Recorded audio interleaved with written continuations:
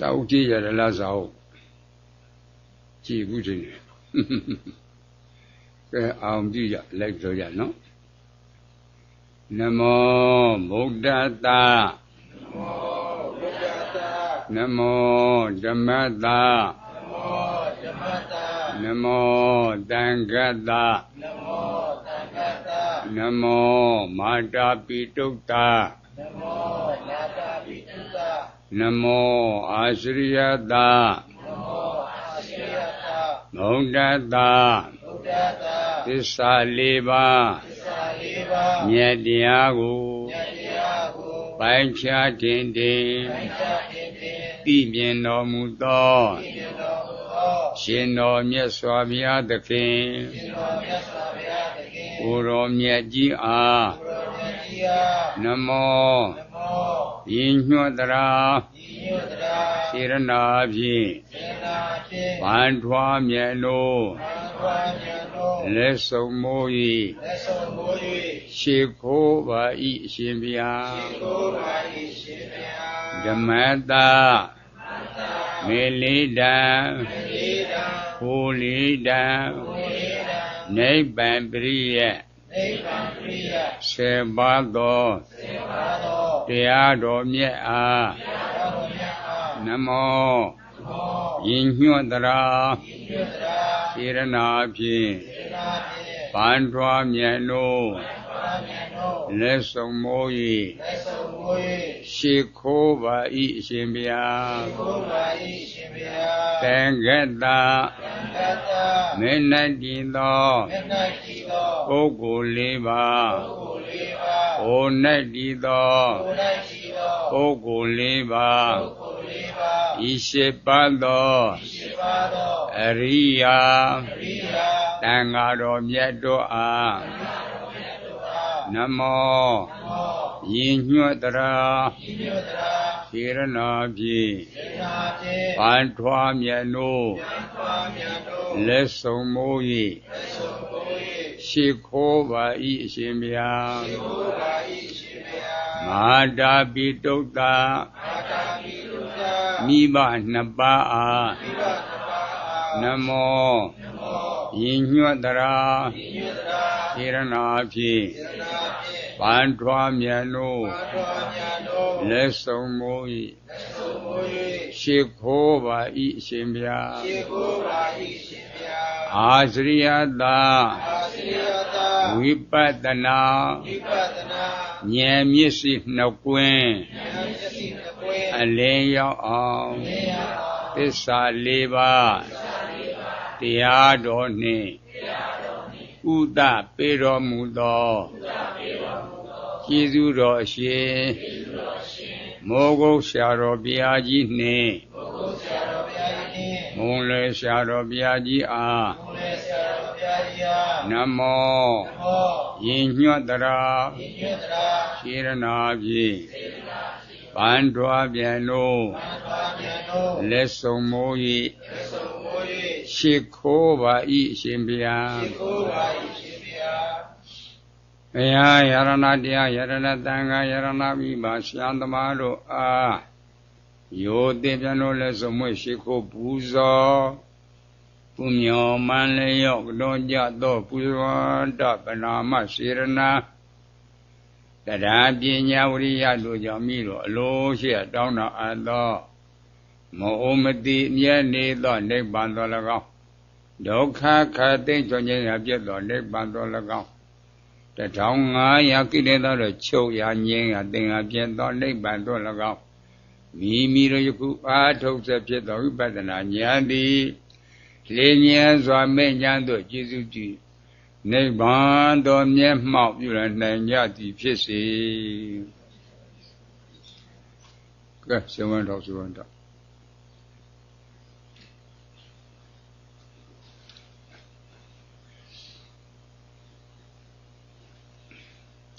ဒီလောက်နှစ်ဖြာသစ္စာနှစ်ခုမဟုတ်ဘူးသစ္စာနှစ်ခုဆိုရင်သမုဒယသစ္စာဒုက္ခသစ္စာသမုဒယသစ္စာဆိုသစ္စာနှစ်ခုပြန်ဆိုသစ္စာနှစ်ခု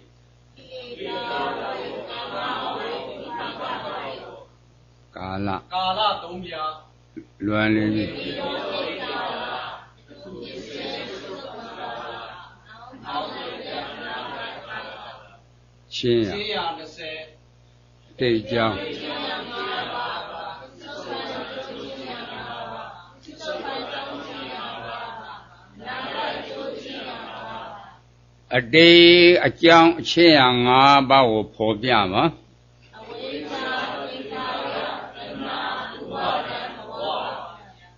We something Haradana Upadam Bawa, what need it for what they do and Boama talk tired. Boama the hobby come down. Is that when the Gamma go by and charge the top Yama? Are we? Tinkayane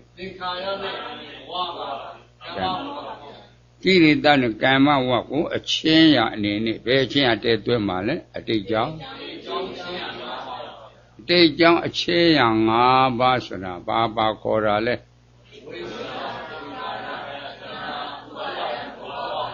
We something Karadana Ubaran, but what this support about this son? How good in every woman. Piso by a jow, Chiang Ava for Yava, the Na don't women, the Na. The Na Ubaran, what we something Kara, what need it for what they do, Piri Tawani. When it came out, Babia, think I am a talk me, I'm a unit. Down in Gamma, go by and charge the top Yava, the Na Ubada, a Wizaga, Piri Tawa Babia. Bawani,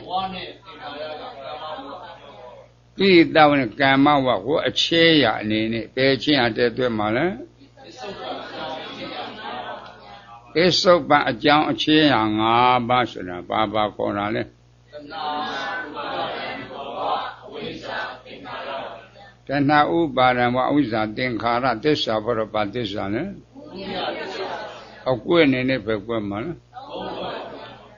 Dog got the moody at this side, take got the moody at this side, come to Bula. A called $2 a daily peso by Machana. A day sort of long KV, don't challenge Yavam. A day got the moody at this blue Usi.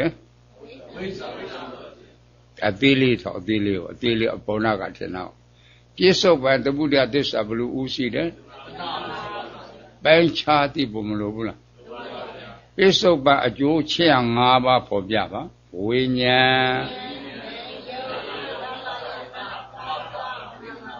Winya not done a pattern, we're now in it for what they do, Mother. We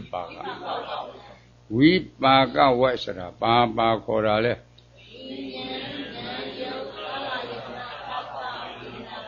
When you're not done a pattern, we're now a chair in it, Beijing at the Mother. Piso by a Joe Chiang Ava, Baba Corale. When you're not done a pattern, we're not kind of put a can on our meal. Can on our dish or put about this on it. A good name for women. Anaga a Jew, Chiang Ava for Yava,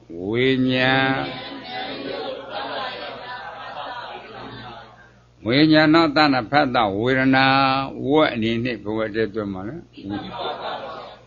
အဲ့ဒါဝေဒနာမှာတော့ဝိပါကဝက်ဆိုတာဘာခေါ်တာလဲဝိညာဉ်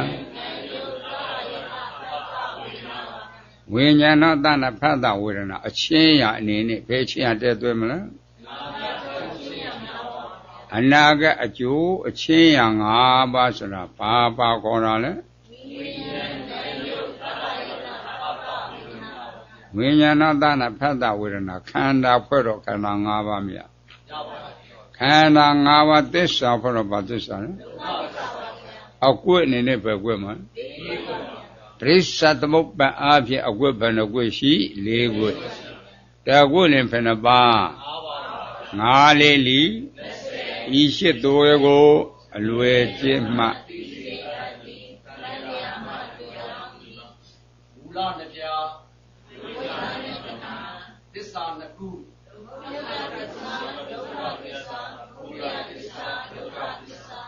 ဒီခုအလွာဒီကြောင့်သုတ်တော်ဒီသုတ်ပန်ကြောင့်နာရတုပါအင်္ဂါ12ပါးအတွင်းကဝိညာဉ်ဝိညာဉ်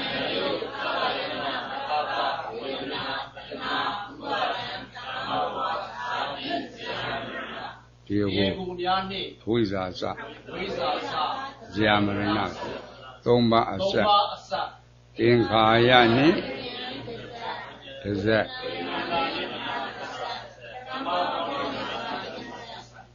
နှစ်ရက်မူလတဏှာဝိဇ္ဇာဝတ်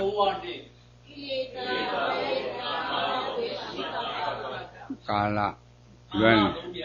နေပြီတော့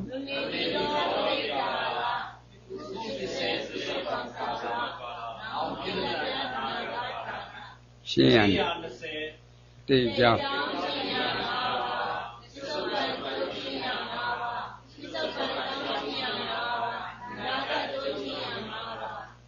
လွန်လီပြည့်သောအတိတ်ကာလကိုပေါ်ပြပါအဝိဇ္ဇာသင်္ခါရ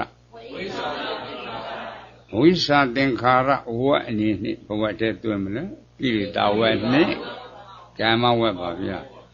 အပေါ်ကစလုံးအောက်ကဝိဇ္ဇာနဲ့သင်္ခါရထောက်မယ်ကိလေသာနဲ့ကမ္မဝတ်ကိုပိုင်းခြားပြီးတော့ထောက်ပြပါအဝိဇ္ဇာကကိလေသာဝတ်သင်္ခါရက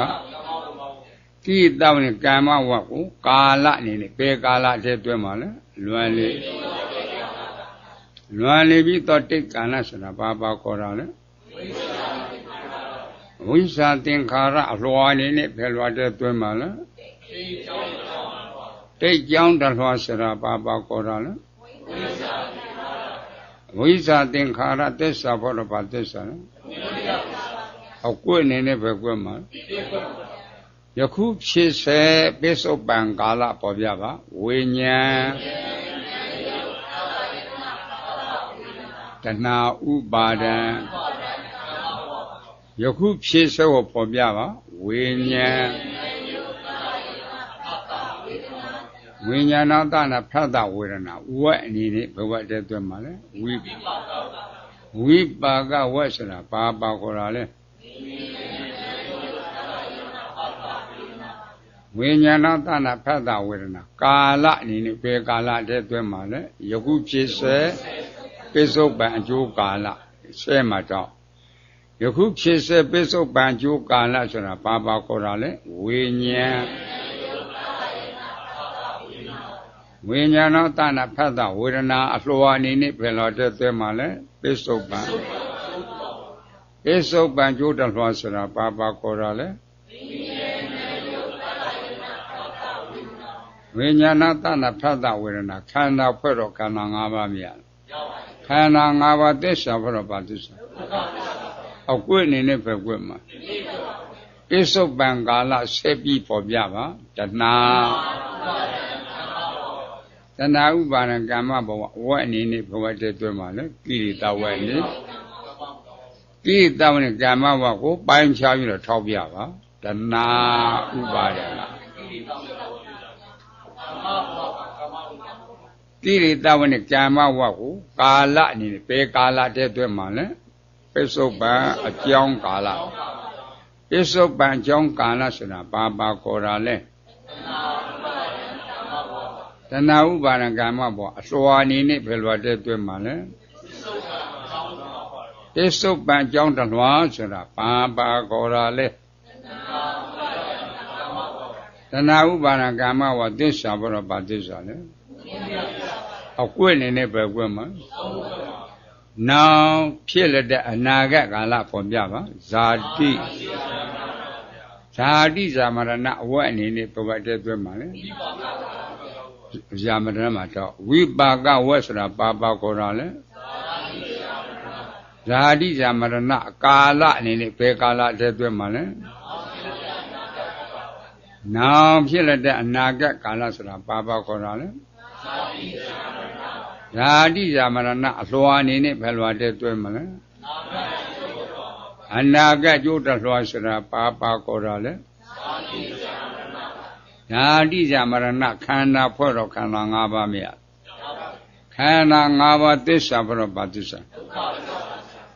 ဒုက္ခသစ္စာဆိုတာဘယ်သဘောခေါ်တာလဲယူပဲ့ခန္ဓာဖောက်ပြန်တဲ့သဘောအစုဖြစ်ဖြစ်မှုဝေဒနာခန္ဓာခံစားတဲ့သဘောအစုဖြစ်ဖြစ်မှုတင်ခြင်းခန္ဓာမဲ့သားတဲ့သဘောအစုဖြစ်ဖြစ်မှုသင်္ခါရခန္ဓာစစ်စောပြုရင်တဲ့သဘောအစုဖြစ်ဖြစ်မှုဝိညာဉ်နဲ့ခန္ဓာသိတဲ့သဘောအစုဖြစ်ဖြစ်မှုခန္ဓာ၅ပါးဖြစ်ဖြစ်မရဖြစ်ဖြစ်ဘာသစ္စာလဲအကွင့်အနေနဲ့ပဲကွင့်မှာ၄ကွင့်လေးကွက်ကဒုက္ခသစ္စာနှစ်ကွက်ကဒုက္ခသစ္စာအခေါ်မတူဘူးလားခေါ်တူ냐ဆိုတော့ပစ္စုပန်နဲ့အနာဂတ်မခြားနာဘူးအနာဂတ်ရောက်ပြီလားမရောက်တဲ့အသုံးချလို့ရပါခုရောက်ဆက်ပဲကွက်မှာလဲပစ္စုပန်နှစ်ကွက်ဒိဋ္ဌသသောအကွက်ပဲနှစ်ကွက်ရှိလေးကိုတော့ကွက်လင်ဘယ်နှပါငါးလေးလီဤရှိတော်ရကို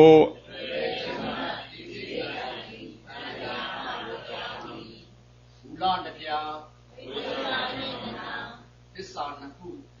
ဒုက္ခသစ္စာဒုက္ခသစ္စာဒုက္ခသစ္စာဒုက္ခသစ္စာဒီခုအလွာပစ္စုပန်ကျိုးတော်ပစ္စုပန်ကြောင်းတော်အနာဂတ်ကျိုးတော်အင်္ဂါ12ပါးအဝိဇ္ဇာသင်္ခါရဝိညာဉ်ဉာဏ်ယုတ်အာယတကပ္ပဝေဒနာသနာဥပါဒံကမ္မဝါအာတိဇယမရဏဘေကူများနှင့်ဝိဇ္ဇာအစဇာမဏအစသုံးပါးအစသင်္ခါရနဲ့ဝိညာဉ်သစ္စာဝိညာဉ်နဲ့သနာသစ္စာကမ္မဝါသစ္စာသစ္စာနေယမူလတဏှာနဲ့ဝိဇ္ဇာဝိသုံးပါးနှင့်ကိလေသာဝိသမာဝိပက္ခဝါကာလသုံးပြားလွမ်းလေ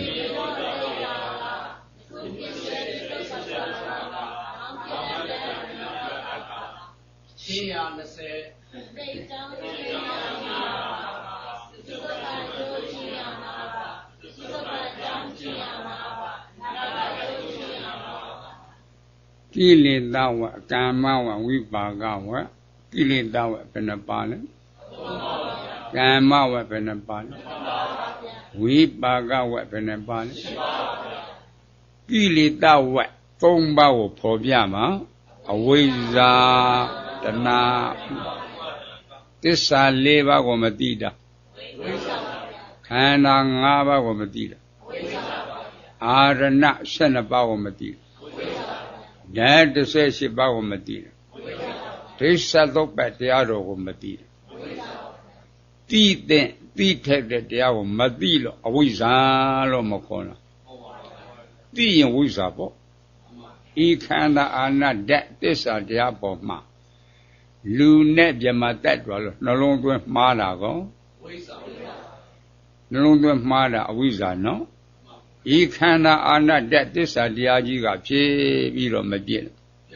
အာသစ္စာလဲဒုက္ခသစ္စာတရားကြီးမထင်ရှားဘူးလားဤဒုက္ခသစ္စာတရားပေါ်မှာလူချမ်းသာနဲ့ချမ်းသာပြမချမ်းသာလို့နှလုံးသွင်းမှားတာကောနှလုံးသွင်းမှားတော့လူချင်းတာဘယ်လိုလဲ Maya Yamani Buddha Swelanda Awizatana Ubana E Tonku Pawata Duman Tessa Poropatisal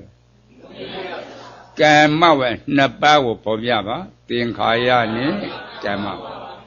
Zaga Bureau Bedin Kara Damle was he.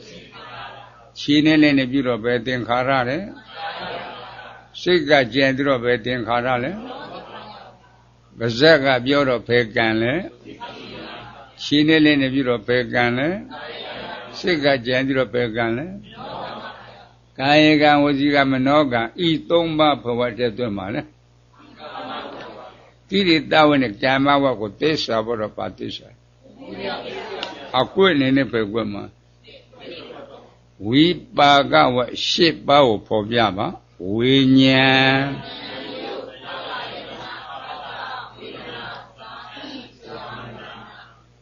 When you're not done a panda when Zadi Zamana. What in it for what they do, man? Zadi Mato. This about this sale. A good in it for women. Risa does a weapon of which she. The good in Penaba. Malili. He shit do go.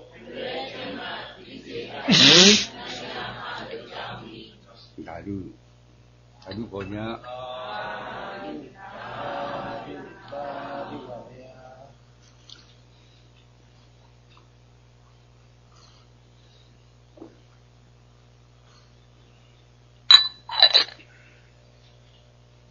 Mulan ne pian de color.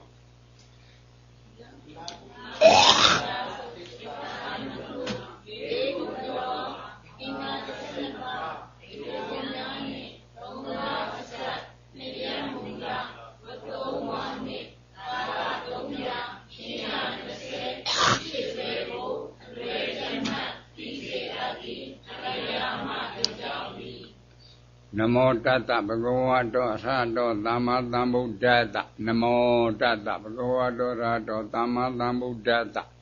Namo Tata Bhagavato Rato Dhamma Dhambuddhata Namo Uinyami Dutisa Apya Kama Dagara Dhammaditi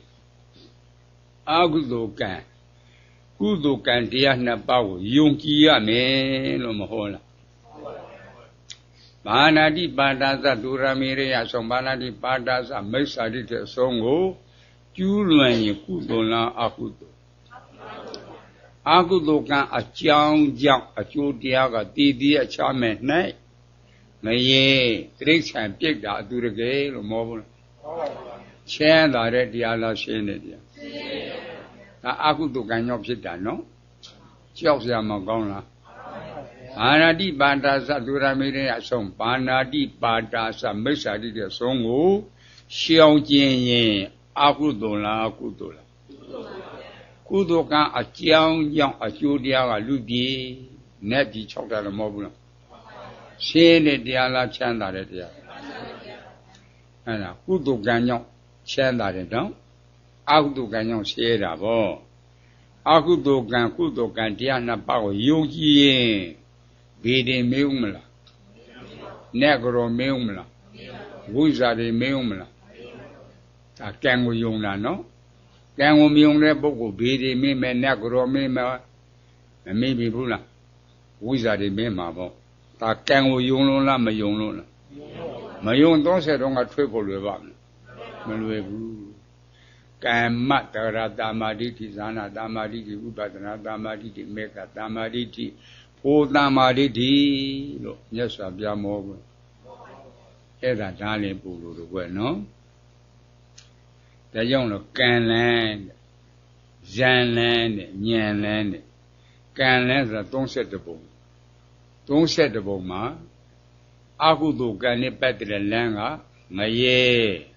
Drinks and pick that do together. Maye Saza, pick that Asada, Adurige Sada. Drinks and Saza, Adurige Sada. A belibon, Toare Len, Akudo Gan. လူပြည်နဲ့ကြည်သွားတော့ကကုသိုလ်ကံဒါနကုသိုလ်သီလကုသိုလ်အခြေခံပေါ့လူပြည်နဲ့ကြည်သွားတာသီလကုသိုလ်ဖြည့်တဲ့ဘောမှာစားသွားတာကကုသိုလ်ကံဒါကံကိုယုံကြည်ရတယ်ယမကြည်သွားတာကဇံဆိုတာမိမိတရားထိုင်တဲ့အခါဖြစ်စေအတော်တကာဖြစ်စေအဲ့ဒီမှာမိမိကနေတော့မှ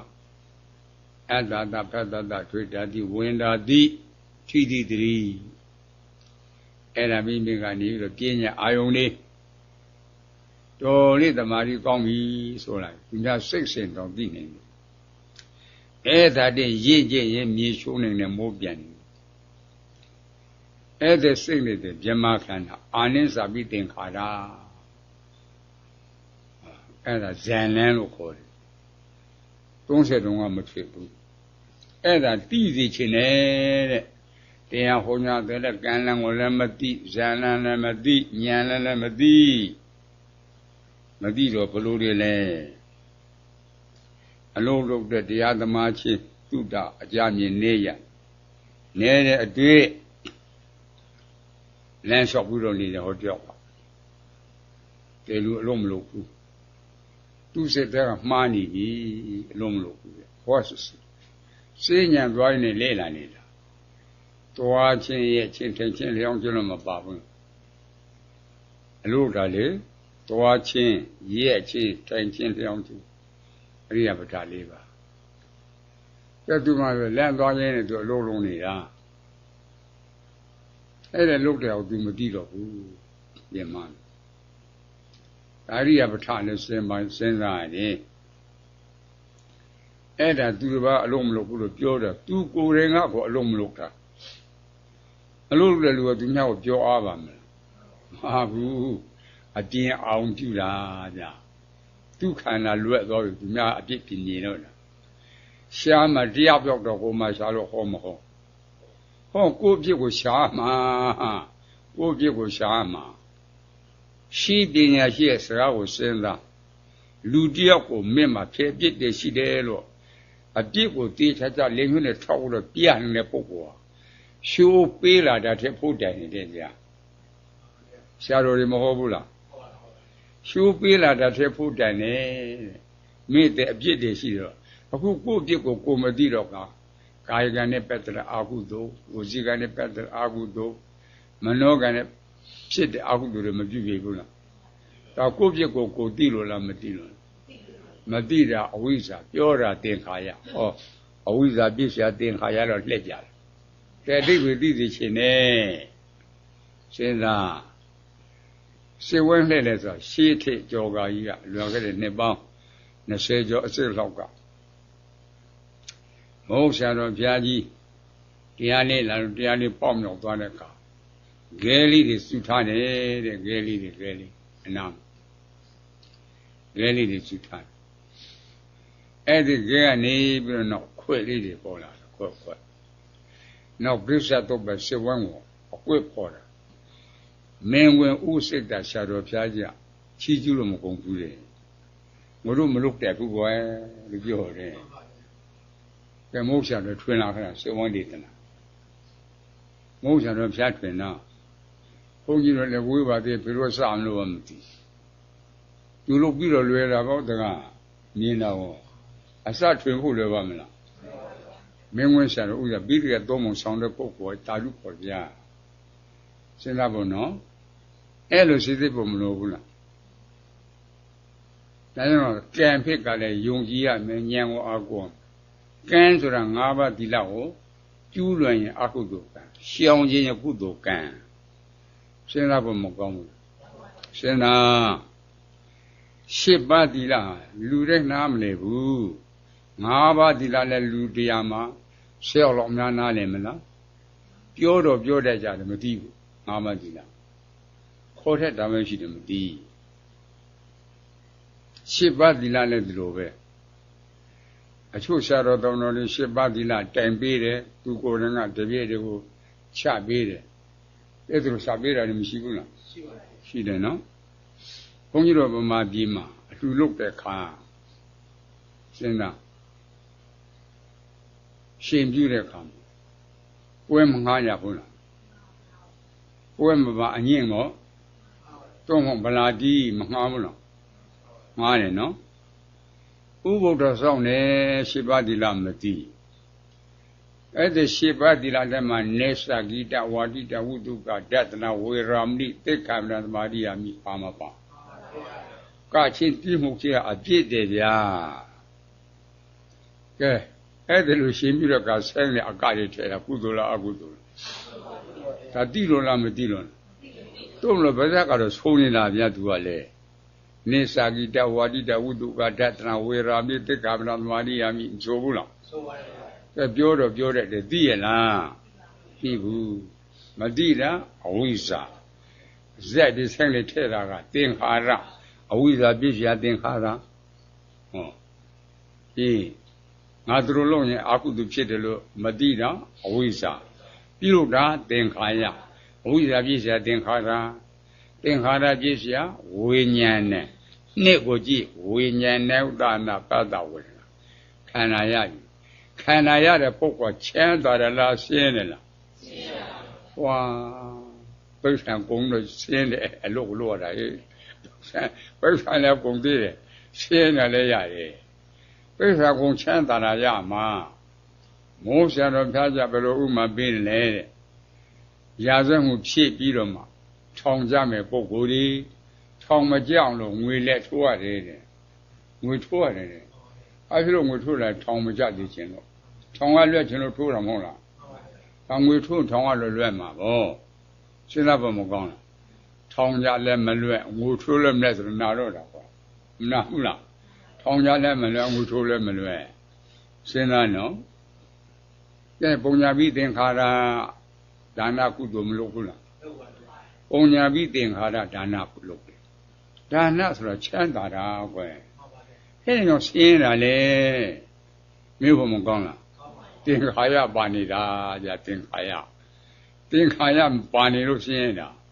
သင်္ခါရဖောက်ကြောင့်ပါလာလေပြန်မျိုးဖို့မကောင်းလားသူ့နောက်ကအားပေးတဲ့အဝိဇ္ဇာရှိတာကိုကွယ်အဝိဇ္ဇာပြည့်စရာသင်္ခါရအဝိဇ္ဇာဆိုတာခန္ဓာမှသိရနော်သစ္စာလေးပါးကိုသိရနော်သိပါဘူးအဝိဇ္ဇာဟောသိရမယ်တရားသူမသိဘူးအဝိဇ္ဇာမသိတာတွေကိုသိနေတယ်ဘယ်လိုတွေသိတယ်လဲခန္ဓာ၅ပါးပုဂ္ဂိုလ်တ attva နဲ့သိတယ်လူနဲ့ဇမနဲ့သိတယ်ခန္ဓာ၅ပါးလူဟုတ်ကဲ့လားပုဂ္ဂိုလ်တ attva ဟုတ်ကဲ့လားအဲပုဂ္ဂိုလ်တ attva လူလို့နှလုံးသွင်းမှာမှားလားနဲ့လို့မမှားလားဇမလို့မှားမလားအဝိဇ္ဇာများအဝိဇ္ဇာကဲခန္ဓာရတဲ့ပုဂ္ဂိုလ်အိုနာတိလွတ်ခဲ့တာဘာသစ္စာကဲဒီဒုက္ခသစ္စာလူချမ်းသာလို့နှလုံးသွင်းမမှားလားနဲ့ချမ်းသာလို့မမှားလားဇမချမ်းသာလို့မမှားလားအဝိဇ္ဇာနှလုံးသွင်းမှားတော့လူရှင်တဲ့တဏှာမလာဘူးဆွဲလဲတဲ့ဥပါဒံမလာဘူးအဝိဇ္ဇာတဏှာဥပါဒံဝဲအနေနဲ့ကိလေသာဝဲရှိတော့ကာမဝဲမလာဘူးလားကဲဗဇက်ကပြောတော့ဝစီကံခြေနေလုတာကာယကံစိတ်ကူတာမနောကံကံនឹងဖြစ်ဘူးလားကာမဘဝဖြစ်ရှာဇာတိခန္ဓာရပြီလူခန္ဓာနဲ့ခန္ဓာမရလားအသစ္စာဒါကြောင့်အဝိဇ္ဇာဖြစ်ရှာသင်္ခါရဖြစ်ရှာဝိညာဏရှင်းတဲ့တရားရည်ရှင်းတယ်လို့တကယ်သိတဲ့ပုဂ္ဂိုလ်အဲ့ဒီခန္ဓာမျိုးကိုရချင်သေးရလား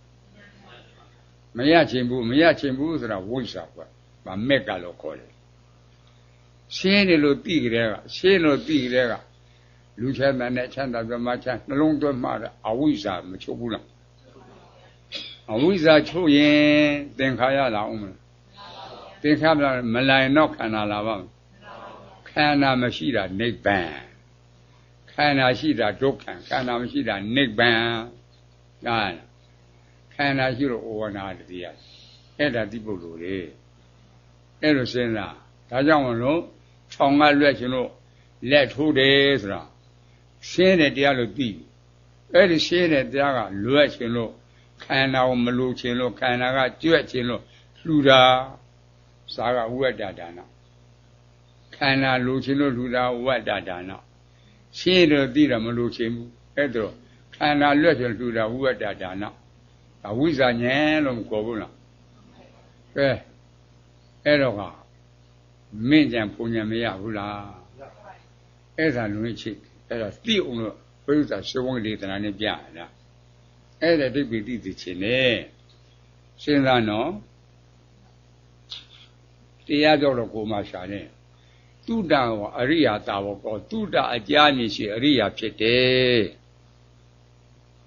စဉ်းစားဖို့မကောင်းလား။ဒါကြောင့်ခန္ဓာသိဖို့လိုတယ်သစ္စာသိပဲပြိစ္ဆာသုတ်ပဲကြောင်းကျိုးသိဖို့လိုတယ်။သမင်းစားပြီးတက်တက်လိုပဲစားစားအသားငါပဲစားစားအသားငါစားတယ်လူကလည်းပဲအခုပြောလို့ကတော်လေးအချိန်ပြေလို့စားတယ်ကာကျသားဝယ်သွားတော့ဒီနေ့စားလာတော်တော်ကိုနုညံ့ရှိတယ်သူကစားတာကောင်းပြီဟဲ့မပြောဘူးလားမနေ့ကမာတယ်ကွယ်စားတယ်ဒီနေ့စားတယ်မွတယ်နုတယ်ပြောဘူးလားဩဝေဒနာဖြစ်စာတဏှာလာတော့တာကောင်းတယ်မိမိကအာလူတို့ဘာလို့ခရတိနေဆက်ဟတ်ချက်မဆလာလေးထက်အဆက်တဲ့စားလို့ကောင်းတယ်ဒီပြေးတိုင်းတဲ့နဲ့အာလူနဲ့ခရတိချက်တာကောင်းတယ်မပြောဘူးလားသက်တယ်လည်းတဏှာဖြစ်ပါတော့ဟဲ့ဟမ်ရှိဘူးလားရှိတယ်ကွယ်ကဲအတန်းအားစားတယ်လည်းတဏှာဖြစ်တယ်သက်တယ်လည်းစားလည်းတဏှာဖြစ်တယ်တဏှာဖြစ်ဥပါဒံရတော့မှာဥပါဒံရကံနေလာပြီကံနိုင်နောက်ထပ်ခန္ဓာပေါ်တော့မှာနဲ့လာမကောင်းလားကဲ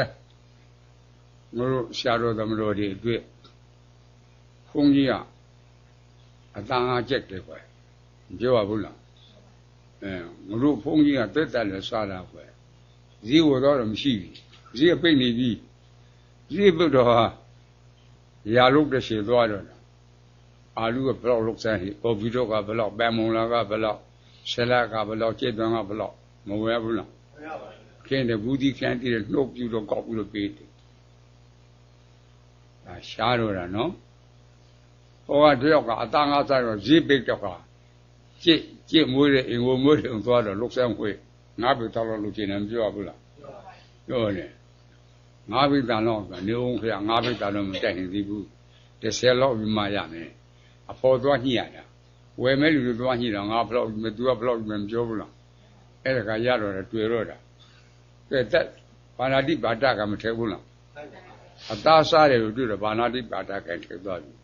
တက်စားတယ်လူကငရုတ်ကြည့်တယ်ဒီအာလူတွေဝယ်တော့တာဘာနာတိပါဒကထက်ကလား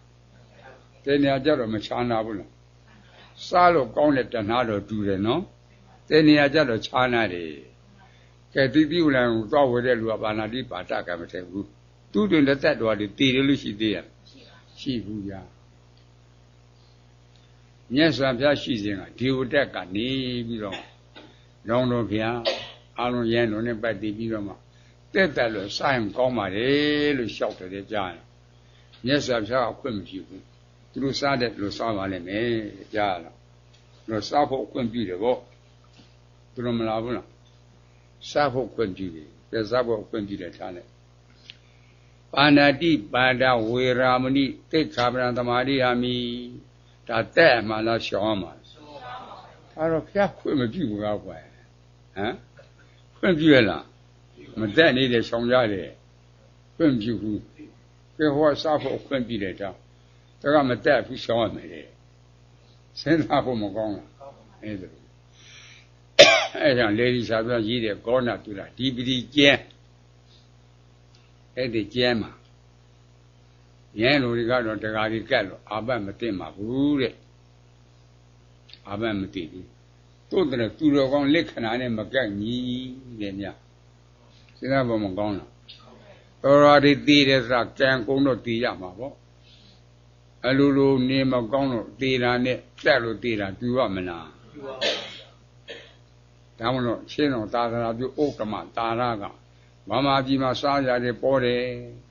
အာလူတို့ဘောပီထုတ်တို့ဆလက်တို့ဟောတော့ခွာတီတို့ပြောင်းဘူးတို့ကစွမ်းဥတို့ညုံညုံကြီးစားရပေါ်တယ်အဲ့ဒါစတက်သွားတယ်တေမမဟုတ်ဘူးဒီကြားတ တတ်တော်ဒီတက်မောင်မခုနဲ့စားကြတယ်ပေါ့တယ်ဥက္ကမသာရရေးပါတကားလို့စဉ်းစားမကောင်းလားလင်းလာကြမြေတာသက်ထောအနန္တောမြေတာရည်ကြီးတယ်မြေတာဘလို့ရည်ကြီးနေလဲရှေ့တဲ့ကြောကာကြီးကမာကလူနေတဲ့တော့သုံးจิตသုံးသောပုဂ္ဂိုလ်တို့သည်ရွာဒီရဲ့ဒီမျိုးတွေလမ်းပန်းသွားလာရင်မကောင်းတဲ့နေရာမှာလမ်းပြင်ကြောင်းကံဖျားမှာတန့်ရှင်းလုပ်တယ်အဲ့ဒါလိုလုပ်တော့ရွာဒီရွာသားတွေကအလိုအားပေးရတယ်ပူရတယ်ပူတဲ့အခါ၅ပါးသီလအကျိုးပြစ်ကိုနားလည်အောင်ဟောတာဗောအဲ့ဒါ၅ပါးသီလအကျိုးပြစ်ကိုနားလည်တော့ခါအသက်ပုဂ္ဂနေသွားပြီအခိုးကနေသွားပြီလင်ရှိမယားရှိလင်ကိုစောရတာကနေသွားပြီမှုလားအသုံးနေပြီအတော့စားကပါသွားပြီတော့ရဲမှာရောမှာခိုးကြီးတက်တာသွားတာဗောတတ်သွားတဲ့အဒီတက်တာသွားတာဗောအဲ့လိုရွာသားကလက်မရဘူးလက်မရလို့ရှေမင်းကြီးကိုဂုံးချောတာပိသုနာဝါစာမာကလူလင်တော့သုံးရတော်သောပုဂ္ဂိုလ်တို့သည်ရွာတွေကိုဖြစ်စည်းတယ်ခိုးတယ်တက်တယ်ဂုံးချောတယ်လူတွေဖမ်းနှောင်ကျိုးတဲ့ရှေ့တော်သွင်းနှောင်တဲ့ရှေ့တော်သွင်းဆက်ဆေးမနေဘူးရှင်တတိခေါ်ကအနင်းခိုင်းတာရှင်းတော့မာကလူလင်ကသုံးจิตသုံးသောပုဂ္ဂိုလ်တို့ငါရှင်တို့အမိန့်ချမဲ့တဲ့တရားသူကြီးကိုမြတ်တာမပြည့်နဲ့ဂုံချောတဲ့ရွာသားကိုမြတ်တာမပြည့်နဲ့ကိုနင်းမဲ့ရှင်ကိုလည်းမြတ်တာမပြည့်နဲ့အဲ့လိုပြောတော့ဆင်းရဲပေါ်ပြေးတော့နောက်စေတတိခေါ်ခဲ့ဖြာရဲဥထာနာနင်းအနေကန်းတာအဲ့တော့ဆင်းရဲလည်းအော်လို့ပြေးဤကံမုတ်ကြသူတို့အက်ကတ်ထဲမှာလက်ထဲမှာရှိမယ်လက်ဖွဲ့ရှိမယ်အင်းရှိမယ်ရှားကြရှားတော့ရှိလည်းမတွေ့အင်းလည်းမတွေ့လက်ဖွဲ့လည်းမတွေ့ဘူးမင်းတို့ကာထာမန်တရားရှိတယ်လားမင်းတို့ရှိတယ်တော်မင်းတို့ရတဲ့ကာထာရွက်ကြတဲ့ရှင်မီးရခိုင်းတယ်ပါဏာတိပါဒဝေရာမဏိသက္ကာပဏသမာဓိယာမိကျွန်ုပ်တို့နဲ့ပတ်တည်ပြီးတော့မှသိရှိတတ်သွားတယ်မသိစီဘူးတဲ့ကျွန်ုပ်တို့နဲ့ပတ်တည်တော့တတ်တော့အတိအကျမသိစီဘူးတဲ့ဒါကျွန်ုပ်တို့ရကာထာတယ်ကျွန်ုပ်တို့ရမန်တရားတဲ့ကျွန်ုပ်တို့ရမေတ္တာတဲ့ကျွန်ုပ်တို့ရပရိတရားတော်တဲ့အာဒိဏဒါနဝေရာမဏိသက္ခာပဏသမာဓိယာမိကျွန်ုပ်တို့နဲ့ပတ်တည်ပြီးတော့မှအာလုံးတိတိလုံးပန်းတုံကိုဟင်းတင်ညွန့်ကစရှင်ကိုကြောက်တံပရမယတိအဲ့တူတစ်ချောင်းကစမပြောက်စေဘူးတဲ့သူတို့တက်သွားတယ်မချမ်းသာဘူးလားချမ်းသာပါဘူးကျတို့ပတ်တယ်တက်သွားအတီးတီးပစ္စည်းတွေမပြောက်စေဘူးတဲ့မချမ်းသာတယ်ကောင်းကုန်းဆာစာရဝေရာမိတိခါပံသမာဓိယာမိကျွန်ုပ်တို့နဲ့ပတ်တယ်လင်းရှိများမေယရှိလင်းတားပြိုသမီးပြိုတယ်မပစ္စည်းစီဘူးတဲ့ကဲကောင်းကုန်းဆာစာရကန်ထင်းတယ်မုဒဝါဒဝေရာမိတိခါပံသမာဓိယာမိကျွန်ုပ်တို့ပဲမှုတန်ဝါဒကံကြောင့်တတ်တော်အသီးသီးတွေမနစ်နာဘူးမပြည့်စည်သေးဘူးသူရမေရိယမစ္ဆပမာဏဌာနဝေရာမိတက်ခါပံသမာဓိယမိကျွန်ုပ်တို့ပတ်တည်ပြီးတော့တတ်တော်အသီးသီးတွေမနစ်နာသေးဘူးမယူစေဘူးဟောမိမိကဝိသေဝတ္တမမြှဝဲတဲ့တတ်တော်တွေမချမ်းသာဘူးလားပါဏာတိပါဒသူရမေရိယအဆုံးကိုရှီအောင်ကျင်တဲ့အတွေ့ကျွန်ုပ်တို့ရကာထာတဲ့ကျွန်ုပ်တို့ရမန်တရားတဲ့ကျွန်ုပ်တို့ရမေတ္တာတဲ့ကျွန်ုပ်တို့ပရိတရားတော်တဲ့ငါးပါးသီလမလုံးဖက်နဲ့ရွက်ခြင်းတဲ့ပရိရွက်အတန်နာမြောက်မယ်သီလဆိုတဲ့အစမပါခီးမရောက်ဘူးကျန်အတန်တော့မြောက်ပါတယ်ကြားတယ်သီလမပါတော့ခီးမရောက်ဘူးမြောက်ပါမလားသီလနေပြည်စုံဖို့လိုတယ်နော်အဲ့ဒါလိုကံကိုယုံကြည်ရမယ်ဉာဏ်ကိုအားကိုးရမယ်တမထမမတိဒါဇန်လဲ30တောင်အတွက်တာမဟုတ်ဘူးမြေရှိုးရတဲ့မိုးပြန်တဲ့အတက်တမထသူများစိတ်စဉ်ပြီးတာတမထဇန်လဲ30တောင်မဖြစ်ဘူးကံလဲကုသိုလ်ကံသီလကုသိုလ်ဒါနကုသိုလ်အဲ့ဒါ30ပေါ့အဲ့ဒါလူပြည်နဲ့နဲ့ပြည်အကုသိုလ်ကအပယ်လေးပုံဟောအဲ့လိုလေစီစစ်ပုံမလို့ဟုတ်လားလူတွေဒါကြောင့်လူတွေဘယ်လောက်ထိလဲလို့စဉ်းစားကြရရှေးက သုရောဒနာမင်းတို့မေတော်မာရတက်ပြီးအုပ်ချုပ်မင်းလုပ်တယ်သူတို့ကိုးဝရရတိကြီးဒီဝလရတိကြီးမြေရှိုးနေတဲ့မိုးပြန်နေတဲ့သူများစိတ်ကိုသိတယ်ရှေ့ကိုကဘာလေးစေနောက်ကိုကဘာလေးစေမြင်နေသိတယ်ရတိကြီးအဲ့လိုသိတဲ့ပုဂ္ဂိုလ်ရှိပါမလားရှေ့ကဘာနောက်ကဘာမပြောနဲ့တလားသိတဲ့ပုဂ္ဂိုလ်တော့မရှိဘူးအဲ့ဒါတနေ့တစ်နေ့ဘုရားလုံးမွေးဖွားတော့ဟောကြာခံပြီးတော့လမ်းသွားတော့နဲတော်မှာအမြဲတမ်းဆန်းစားတဲ့ဒီလိုက်သိကြာခံလမ်းသွားတဲ့ခါကျတော့ရေတိကြီးကိုအိုးတက်ရှစ်ခိုးကြတာရှစ်မခိုးဘုရားလုံးရေတိကြီးရဲ့အိုးခေါင်းပေါ်တက်သွားတော့ရှည်စုံရဲ့နေအောင်ပြုရဲ့နာဝတ်ကြာသွားတာပြုံးလာတယ်နောက်တစ်ခါအောင်ပြုတယ်နာဝတ်ကြာငိုတော့တာပြုံးလာကဘလို့လဲငိုတာဘလို့လဲအတင်မင်းရဲ့တာဖျားရှင်စစ်ဖြစ်မယ်လူနဲ့ဓမ္မတတ်တော်တွေကြွက်တဲဝင်မယ်အဲ့ဒါဝမ်းတောင်းလဲတော့အာရလွန်းလို့ပြုံးနေငိုတာကဖားကြောင့်ငိုတယ်လေအတင်သားဖျားဖြစ်တဲ့အချိန်ငါရတိမရှိဘူးတဲ့တီးပြီးငါတဲ့အတိစောသွားပြီသူတရားကိုငါမနာတော့ဘူးတဲ့ကဲဇာရတယ်ညီရွှေမိုးပြန်ဟင်းတယ်သစ္စာလေးပါမတိဒိဋ္ဌိပြုတ်ပါဘူးဟမ်မပြုတ်ဘူးအဲ့တဲ့ရည်တိကြီးသေးတော့ဖေဝရောက်တယ်လေမေးဖို့မကောင်းလားအာယုပဘုံနာတာရှိလို့ယုံမရှိတယ်ပေါ့တရားဟုတ်လို့မရဘူးယုတ်တာရှိလို့နာမရှိနာရှိလို့ယုံမရှိတယ်ဘုံမှာသွားဖြစ်နေတာဗျာမနေနာဘူးလားကဲညီဖုလည်းမိုးပြန်နေတယ်တိက္ကတိတိပြုတ်ကြလားအဲ့ဒါလိုစဉ်းစားအိုးစီစစ်ဖို့လိုတယ်နော်ယောသဝတ္တသရဇီဝေအပ္ပတံဥရမံဧကဇီဝတံတေယောပတ္တံတော်ဥရိယပေယောသရဲစီလူမြည်ဆိုအကျင့်ပုဂ္ဂိုလ်တို့သည်ဥရိယပေခန္ဓာငါးပါးယုံတဲ့တရားတို့ဤဖြည့်ချေပြည့်ချင်းကိုအပ္ပတံတော့မရှိမမြင်မဆင်ញင်သောပုဂ္ဂိုလ်တို့ဝတ္တတရ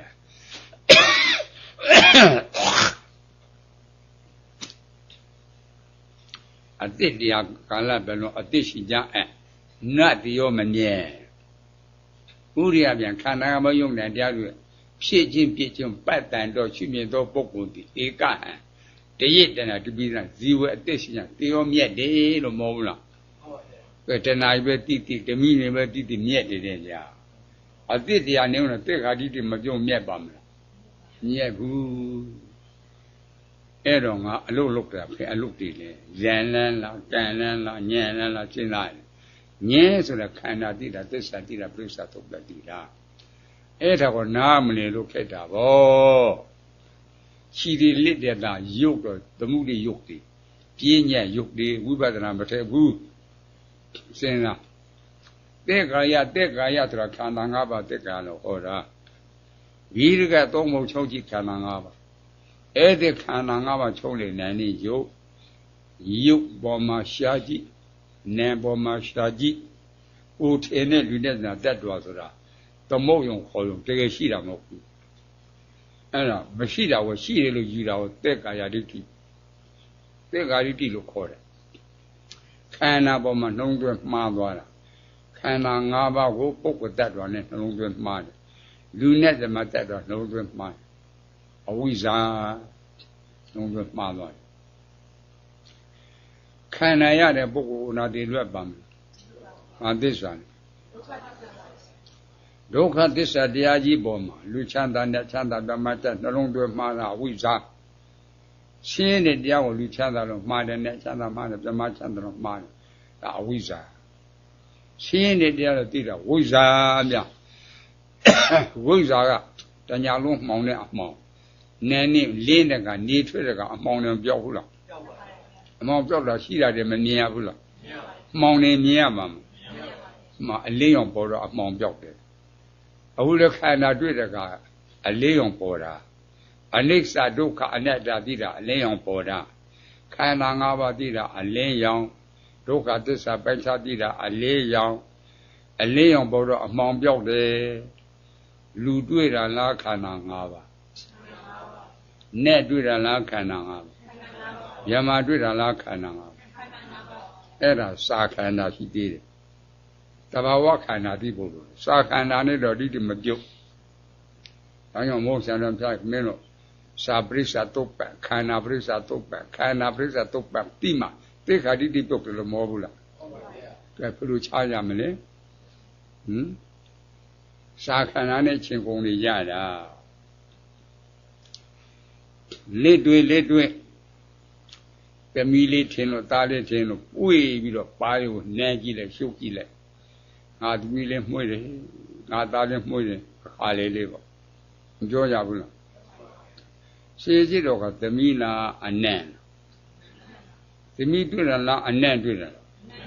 အနံ့ကိုဒါသမီးဆိုရင်သားဆိုအနံ့ကိုတွေ့သမီးလို့ခေါ်မယ်သားလို့ခေါ်မယ်သူတို့ကဖြစ်ပါမလားဖြစ်ပါမလားအဲ့လိုရှင်းတာအနံ့ပဲအနံ့လို့သိလာတယ်ဂါနဝိညာဏံတရားဂါနအကြည်နဲ့အနံ့ကယုတ်တရားနောင်နှစ်ပါးဖြဲလေခန္ဓာ၅ပါးသမီးလားခန္ဓာ၅ပါး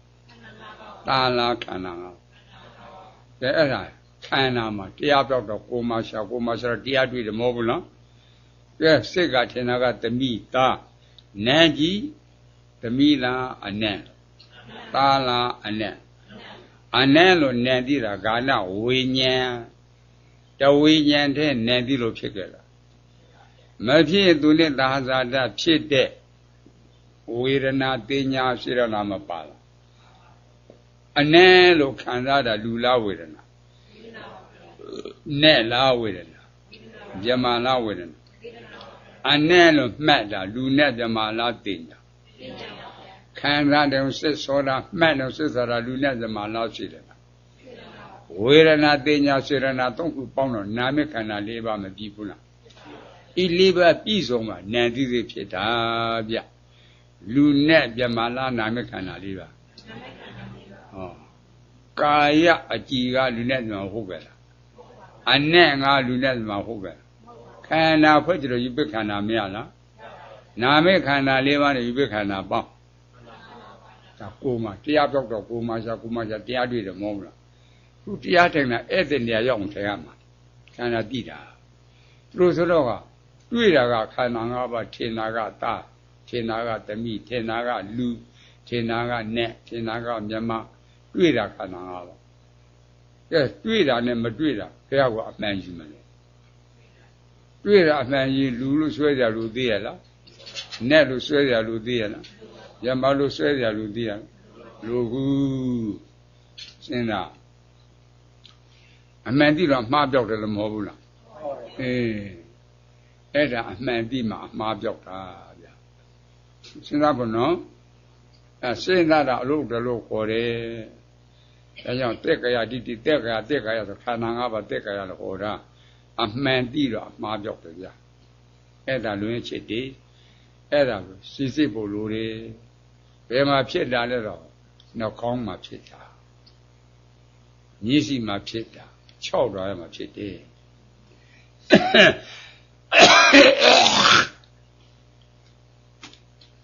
ကဲ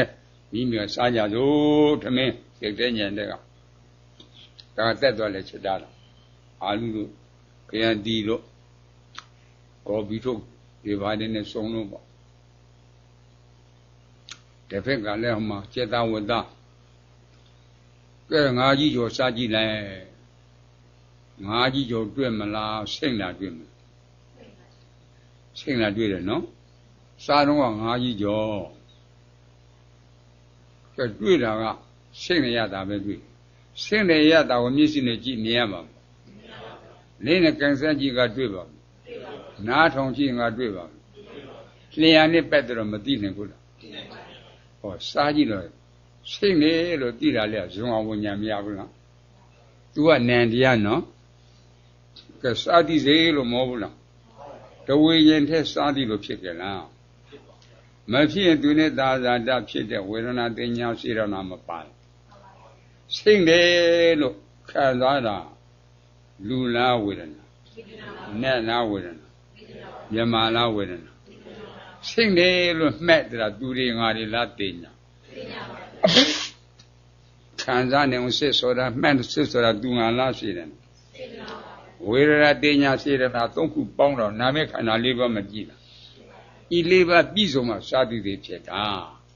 လူနဲ့ဓမ္မလားနာမခန္ဓာလေးပါလျှာအကြည်က5ကြီးကျော်ဟုတ်ကဲ့စိတ်ရတာက5ကြီးကျော်ဟုတ်ကဲ့ခန္ဓာဖွဲ့ကြလို့ယူပ္ပခန္ဓာမရလားနာမခန္ဓာ၄ပါးနဲ့ယူပ္ပခန္ဓာပေါင်းစာရင်းနဲ့ခန္ဓာတွေ့တာဗျအခုတော့လူစားတဲ့အခါမှာပါပြီကဒါဒုက္ခတည်းထဲနာတူသေးမလားစားတဲ့ကအလိုလိုမြင်တဲ့ကအလိုလိုကြားတဲ့ကအလိုလိုနားတဲ့ကအလိုလိုဖြီးတဲ့ကအလိုလိုဖြီးတဲ့ကကိုမှကြည့်ဒီပေါ်မှာမှားတာလေတွေ့နေတာစိတ်နဲ့ရတာပဲတွေ့တယ်ငါးကြီးကျော်တွေ့တယ်လားစိတ်နဲ့ရတာစိတ်ရတာယူပက္ခဏာတရားအပေါ်မှာငါးကြီးကျော်အနေနဲ့စားခြင်းမနှစ်သိမှုစွဲလမ်းမှုကလောဘတဏှာဟောသမုဒယသစ္စာလောဘတဏှာဖြစ်ပြီဗျအဲကြောင့်လောဘတဏှာဖြစ်တာလေငါးကြီးကျော်လို့မြင်တာကိုငါးကြီးကျော်လို့စားတာတွေ့တာကိုဝါကြည့်တော့ကငါးကြီးကျော်လားစိတ်နဲ့ရတာစိတ်နဲ့ရတာတော့ရတာတက်ပဲတွေ့တယ်နော်စာတိတ္တဇေဝဝိညာဉ်သူနဲ့သာသာတဖြစ်တဲ့ဝေဒနာသိညာရှိတယ်မှာပေါင်းတော်နာမခန္ဓာ၄ပါးတွေ့တာနဲ့ထင်တာကငါးကြီးကျော်တွေ့တာကနန္ဒီယုတ်တွေ့တာကခန္ဓာ၅ပါးစဉ်းစားဖို့မကောင်းလားစိတ်ရတာယူပ္ပခန္ဓာတရားဤ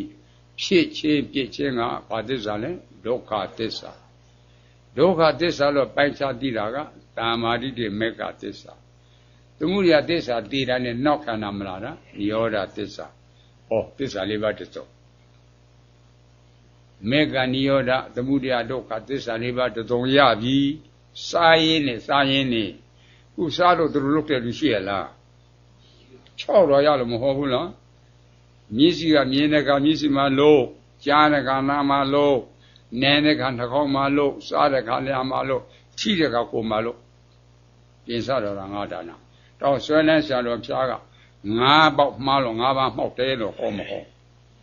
မျက်စိပေါက်မှာမှားတယ်နားမှာမှားတယ်နှာခေါင်းမှာမှားတယ်စားတဲ့ကလျှာမှာမှားတယ်ထိတဲ့ကမိန်းမယောက်ျားမှားပြီ5ပါးမှောက်တောင်းလို့ကျွေးတော်တိရစ္ဆာန်တဲ့ပိတ်လေသွားတာလားမှောက်ရသွား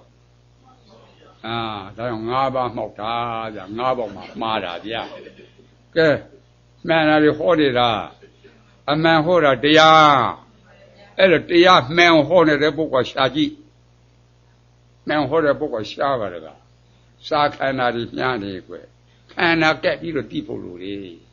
မလို့ဘူးလားတိမှပင်နေတာနော်မတိပင်နေပါမလားအမှန်တိတော့အမှားပြောက်တယ်မောဆာမနစ်စာအာထုတ်ညနေရတယ်ညနေအာထုတ်မနစ်စာရတယ်ကြာရင်9ရက်တည်းကွယ်စဉ်းစားမကောင်းလားဝိဒါခအကြောင်းမှကြီးဆိုတာကြားဘူးတယ်လား9သမီးမှသောတာပန်နော်16လောက်ပြီးတော့အိမ်ထောင်မပြုလားတာတကြီးသမီးတကြီးမြေးလေးမြေး8ထောင်နေပါဘူးကွာသူအုပ်စုကြီးမြေးကိုအားလုံး8ထောင်လောက်ပြီတာကဲလင်းနဲ့ပြောမယားနဲ့ပြောသားနဲ့ပြောသမီးနဲ့ပြောမြေးတွေနဲ့ပြောအပေကြရဲ့တိတာဟုတ်ကွယ်ဒီဒါမိုးဆရာတို့ပြတရားတိပုံနံပါတ်1သာဝတိစာဖို့နံပါတ်2တရားတိပုံအရေးကြီးတယ်မဟုတ်ဘူးလားဒါကြောင့်တော့တရားတိပြီးခါမှာစီဝါရေးရှာပါတရားတိပြီးခါမှာကုသိုလ်လုပ်ပါတရားတိပြီးခါမှာအိမ်ထောင်ပြုစမ်း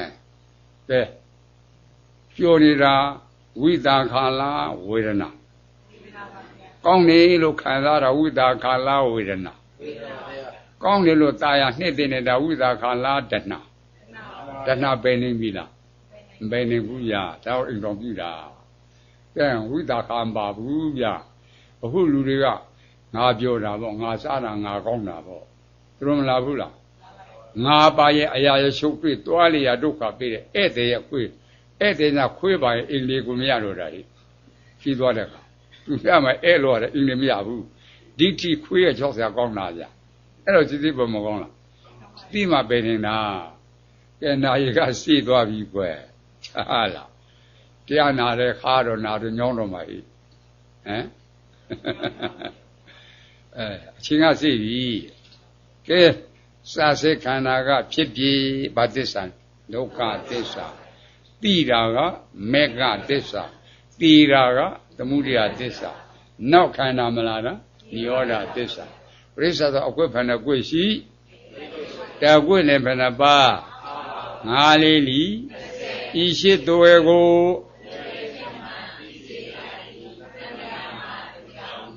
သာဓု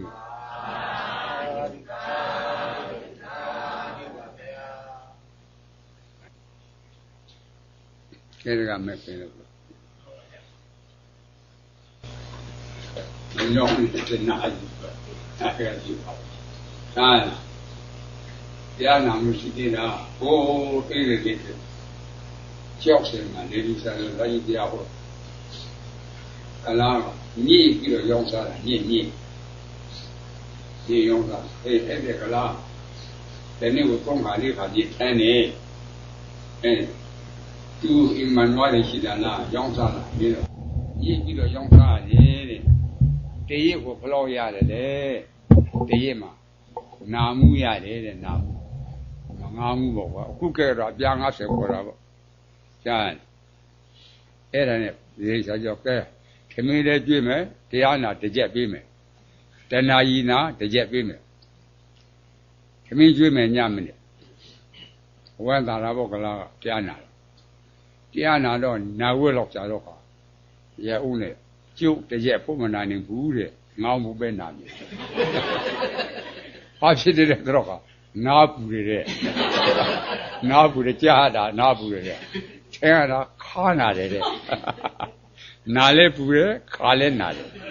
နာမှုဖို့ပဲနာမယ်တရက်ဖို့မနာနိုင်ဘူးတဲ့မြေဆိုင်မရောသားတော့မလဲ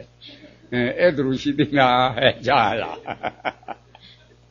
တရားဝါဒနာဖြစ်တဲ့လူကမရဘူးမောဟမှာရေထန်းကလားပါဏိဝါလာလို့ခေါ်တာပေါ့ရေထန်းတော့အလုပ်သိမ့်ပြီဆိုတော့ဓမင်းချစ်အာလုံးကြည့်ပြီဆိုတော့ကရေမိုးချိုးပြီးတောက်တော့တာသူကတိမ်ုံတောက်ပြီးတော့မှအုံမုတ်တရားလေးကိုအုံမုတ်တရားလေးကိုထိုးပြီးတော့ကလားလို့ဒီရှေ့ဆိုဒီတိတာပေါ့အဲတော့နေတဲ့ဗမာတွေသူ့ဖို့ရှိတယ်ကဲတရားနာခေါ်တော့ကလားကိုတရားနာခေါ်တော့ခဏတလကြော်တော့နာတော့ကလားကသဘောပေါက်သွားတာဒီကွယ်တေကလားကြည့်အခါနဲ့ကအရေးတော့တယ်ကွယ်မတော့ဘူးတချင်းဆိုလည်းမဆိုဘူးကွယ်တရားပေါက်တယ်ထင်နေမေးအောင်ပြီးသွားမင်းသိတဲ့တရားပြောစမ်းငါမပြောနိုင်ဘူးတဲ့ဝမ်းထဲမှာအများကြီးရှိတယ်ဝမ်းထဲမှာအများကြီးရှိတယ်အောင်ပြောနေဘူးတဲ့ကဲတိတော့ပယ်တယ်မဟုတ်လားတောက်သေးရလားတော့တိတော့ပယ်တော့တာကွယ်ဗမာတရားခေါ်တဲ့လူကတဘောပေါက်သူကပေါက်သွားလို့လားအဲ့ဒါလို့ရှိသေးဖို့မကောင်းဘူးလားလေ့လာကြကွယ်ယုံကြည်ခြင်းနဲ့လေ့လာနော်မရှင်းတာမေးကြမ်းလားအကုန်လုံးအကွက်ကြဘုန်းကြီးပြန်ပေးမယ်ပြီးတယ်တော့ပြန်ပေးမယ်ရှင်းဘုန်းကြီးမိတ်ဆွေတယောက်ရှိတယ်မင်းတို့မေးရှင်တာမင်းကကုန်ဖြေမယ်တဲ့မိတ်ဆွေလွန်လှတကားခင်ဗျာအာလွန်ကြီးမေးရှင်တာမင်းကကုန်ဖြေမယ်တဲ့ကဲမေးတော့မယ်တယောက်ကမေးတော့မယ်မသိတဲ့မဖြေတဲ့နေရာကြီးဘယ်နဲ့လုံးမလဲအဲ့ဒါကြောင့်မသိဘူးလို့ဖြေလိုက်မှာပဲတဲ့ဟုတ်ပါရဲ့ဟေးလို့အဲ့လိုလေးရှိသေးတာဟဲ့